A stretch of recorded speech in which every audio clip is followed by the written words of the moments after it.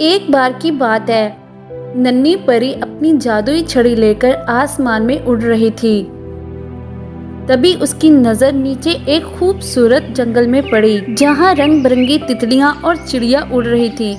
नन्ही परी उन्हें देखकर बहुत खुश हो गई और उन्हें पास से देखने के लिए जंगल में गई, पर तितलियां उसे देखकर डर गई। इतनी बड़ी तितली, कहीं ये हमें खाने तो नहीं आई? दोस्तों, भागो यहाँ से। रुको, मुझसे डरने की ज़रूरत नहीं है। मैं तुम्हें कोई नुकसान नहीं पहुँचाऊंगी। मैं तुम सबसे बात करने आई हूँ। तुम कौन हो? कहाँ से आई हो? इतनी बड़ी तितली तो हमने कभी भी जंगल में नहीं देखी। तभी नन्ही परी की नज़र ज़मीन पर पड़ी, एक सुंदर तितली पर पड़ी जो उड़ नहीं पा रही थी। तुम्हें क्या हुआ